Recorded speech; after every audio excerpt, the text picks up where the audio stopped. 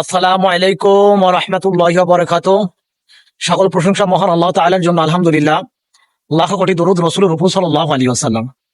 হযরত হুযায়ফা রাদিয়াল্লাহু তাআলা হইতে বর্ণিত, তিনি বলেন, আমাদের প্রিয় নবী হযরত মুহাম্মদ সাল্লাল্লাহু আলাইহি সাল্লাম ইরশাদ করেন, কোন চখলখোর ব্যক্তি জান্নাতে প্রবেশ করবে না। কোন চখলখোর ব্যক্তি জান্নাতে প্রবেশ করবে না। হাদিসের মধ্যে আল্লাহ রাসূল চখলখোর ব্যক্তি সম্পর্কে বিস্তারিতভাবে আলোচনা করেছেন। আল্লাহ রাসূল বলেন, চখলখোর ব্যক্তি হলো সেই যে মানুষের মধ্যে কথা চালাচালি করে, অর্থাৎ একজনের কথা আরেকজনের কাছে লাগায়, অর্থাৎ পরস্পর ঝগড়া বিবাদ ফাসাদ সৃষ্টি করার জন্য একজনের কথা আরেকজনের মধ্যে এভাবে ঢুকিয়ে দেয়।